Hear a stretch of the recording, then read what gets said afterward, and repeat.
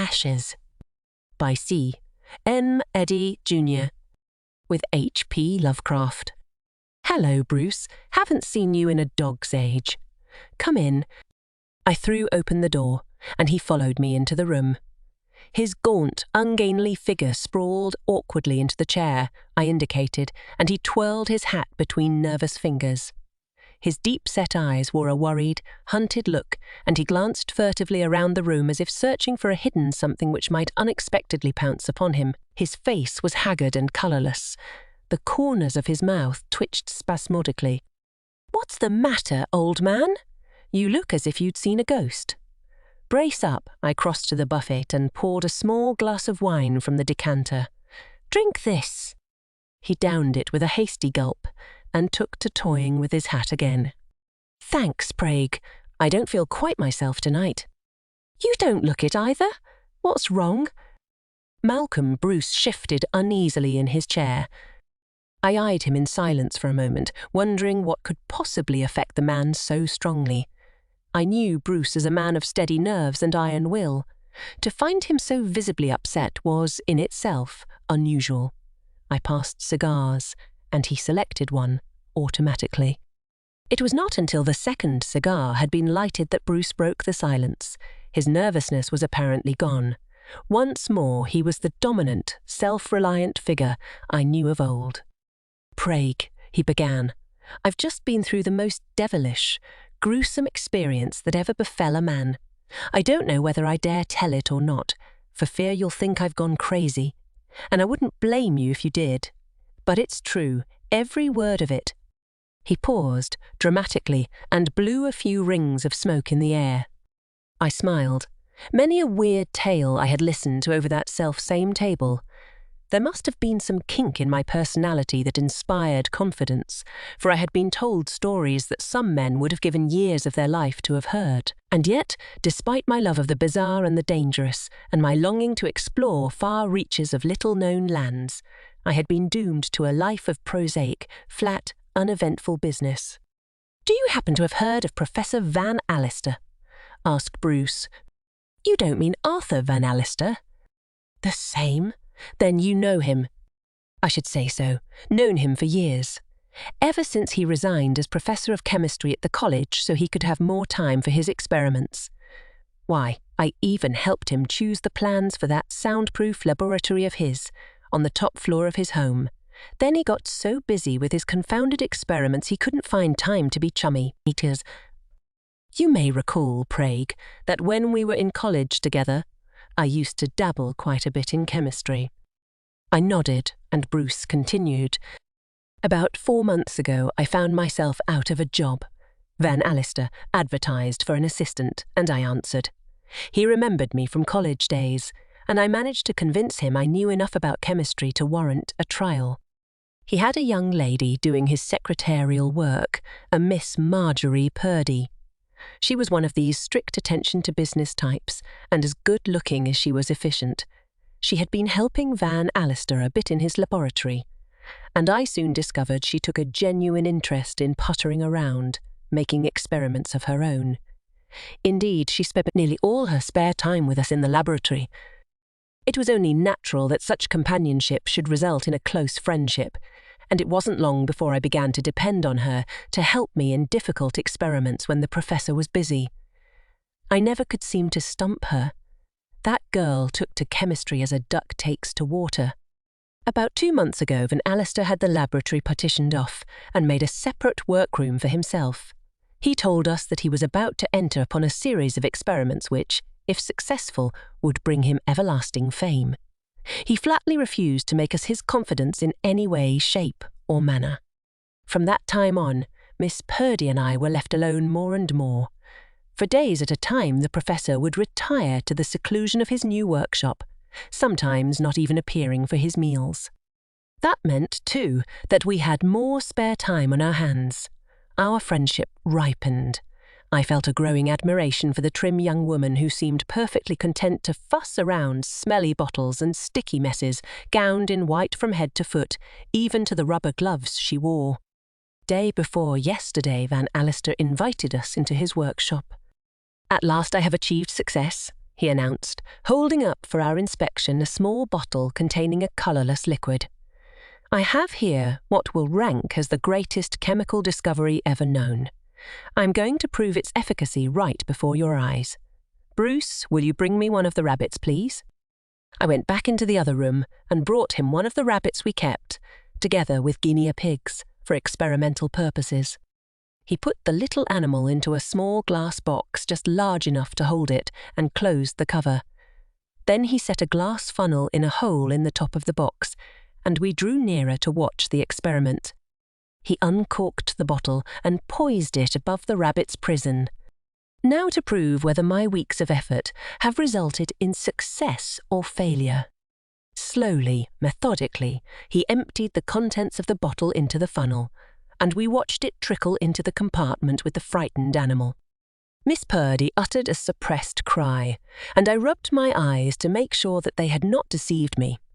For in the case where but a moment before there had been a live, terrified rabbit, there was now nothing but a pile of soft, white. Professor Van Allister turned to us with an air of supreme satisfaction. His face radiated ghoulish glee and his eyes were alight with a weird, insane gleam. When he spoke, his voice took on a tone of mastery. Bruce, and you too, Miss Purdy, it has been your privilege to witness the first successful trial of a preparation that will revolutionize the world. It will instantaneously reduce to a fine ash anything with which it comes into contact, except glass. Just think what that means. An army equipped with glass bombs filled with my compound comes and annihilate the world. Wood, metal, stone, brick, everything, swept away before them, leaving no more trace than the rabbit I have just experimented upon. Just a pile of soft, white ashes. I glanced at Miss Purdy. Her face had gone as white as the apron she wore. We watched Van Allister as he transferred all that was left of Bunny to a small bottle and neatly labelled it. I'll admit that I was suffering a mental chill myself by the time he dismissed me, and we left him alone behind the tightly closed doors of his workshop. Once safely outside, Miss Purdy's nerves gave way completely. She reeled and would have fallen had I not caught her in my arms. The feel of her soft, yielding body held close to my own was the last straw. I cast Prudence to the winds and crushed her tightly to my breast. Kiss after kiss I pressed upon her full red lips until her eyes opened and I saw the lovelight reflected in them. After a delicious eternity we came back to earth again, long enough to realize that the laboratory was no place for such ardent demonstrations. At any moment Van Allister might come out of his retreat, and if he should discover our love-making, in his present state of mind, we dared not think of what might happen. For the rest of the day I was like a man in a dream. It's a wonder to me that I succeeded in accomplishing anything at all. My body was merely an automaton, a well-trained machine going about its appointed tasks, while my mind soared into faraway realms of delightful daydreaming. Marjorie kept busy with her secretarial work for the rest of the day, and not once did I lay eyes upon her until my tasks in the laboratory were completed. That night we gave over to the joys of our newfound happiness. Prague. I shall remember that night as long as I live. The happiest moment I have ever known was when Marjorie Purdy promised to become my wife. Yesterday was another day of unalloyed bliss.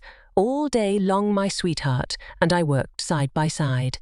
Then followed another night of love-making. If you've never been in love with the only girl in the world, Prague, you can't understand the delirious joy that comes from the very thought of her. And Marjorie returned my devotion 100-fold, gave herself unreservedly into my keeping. Along about noontime today, I needed something to complete an experiment, and I stepped over to the drugstore for it.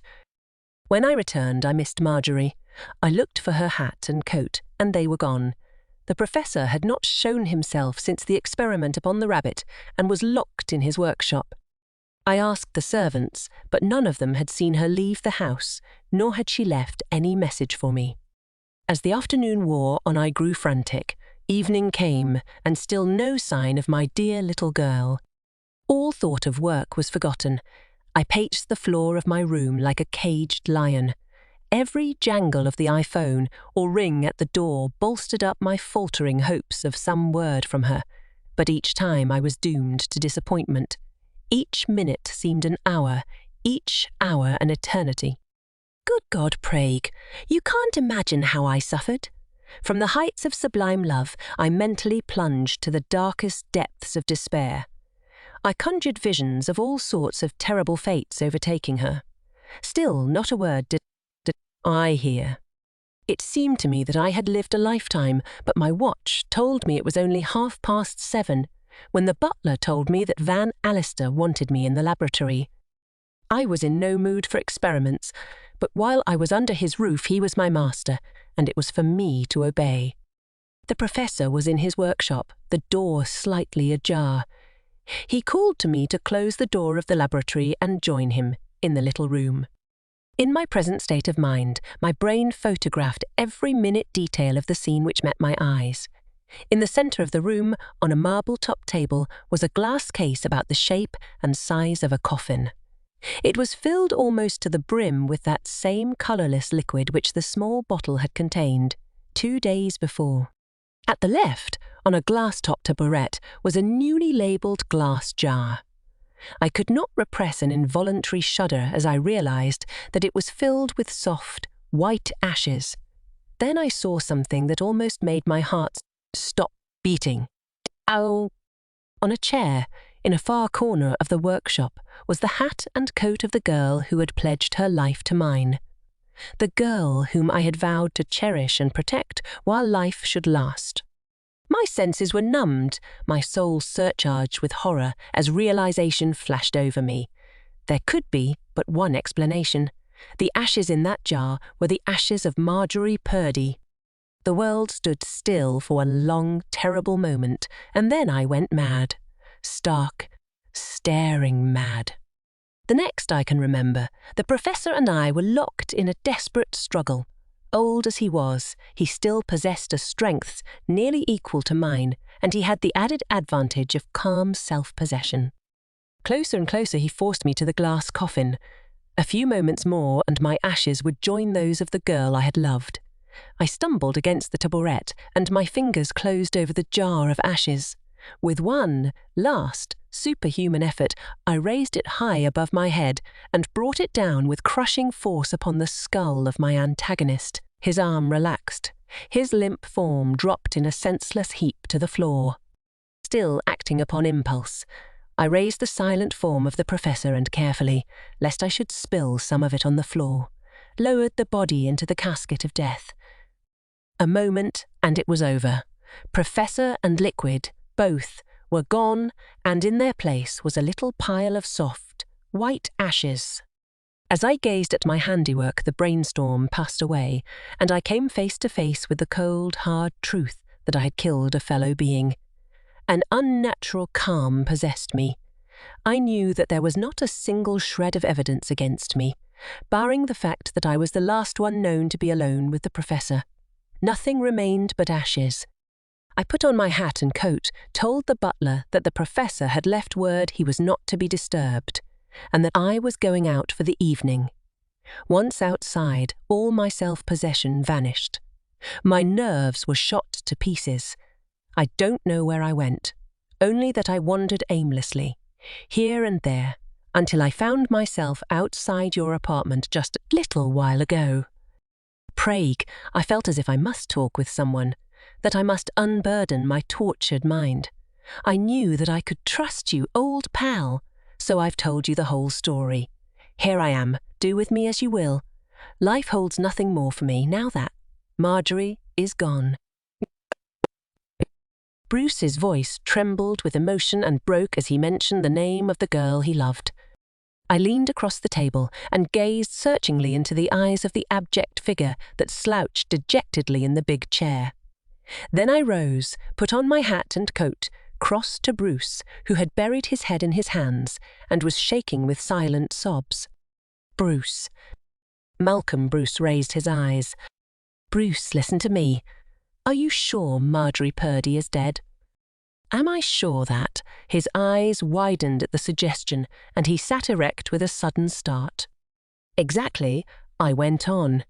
Are you positive that the ashes in that jar were the ashes of Marjorie Purdy? Why, I see here, Prague. What are you driving at? Then you're not sure. You saw the girl's hat and coat in that chair, and in your state of mind you jumped at conclusions. The ashes must be those of the missing girl. The professor must have made away with her, and all that. Come now, did Van Allister tell you anything? I don't know what he said. I tell you I went berserk. Mad. Then you come along with me. If she's not dead, she must be somewhere in that house, and if she is there, we're going to find her. On the street, we hailed a taxi, and in a few moments the butler admitted us to Van Allister's home. Bruce let us into the laboratory with his key. The door of the workshop was still ajar. My eyes swept the room in a comprehensive survey. At the left over near the window was a closed door. I strode across the room and tried the knob, but it refused to yield. Where does that lead? Just an anteroom where the professor keeps his apparatus. All the same, that door's coming open. I returned, grimly. Stepping back a pace or two, I planted a well-directed kick upon the door. Another, and still another, and the framework around the lock gave way. Bruce, with an articulate cry, sped across the room to a huge mahogany chest. He selected one of the keys on his ring, inserted it in the lock, and flung back the cover with trembling hands. "Here she is, pray, quick! Get her out where there's air." Together we bore the limp figure of the girl into the laboratory. Bruce hastily mixed a concoction which he forced between her lips. A second dose, and her eyes slowly opened. Her bewildered glance travelled around the room, at last resting on Bruce, and her eyes lighted with sudden, happy recognition. Later, after the first few moments of reunion, the girl told us her story.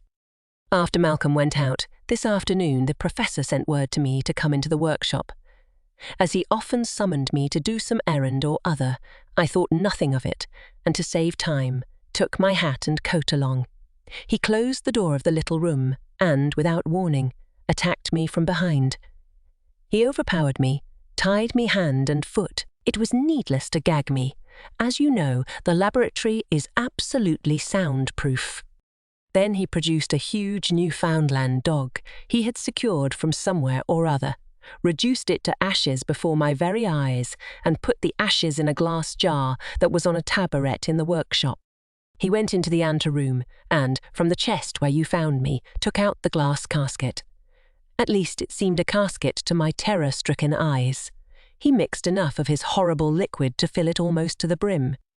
Then he told me that but one thing remained, that was, to perform the experiment upon a human being. She shuddered at the recollection. He dilated at length upon what a privilege it would be for anyone to sacrifice his life in such a manner, for such a cause. Then he calmly informed me that he had selected you as the subject of his experiment, and that I was to play the role of witness. I fainted. The professor must have feared some sort of intrusion, for the next I remember is waking inside the chest where you discovered me. It was stifling. Every breath I took came harder and harder.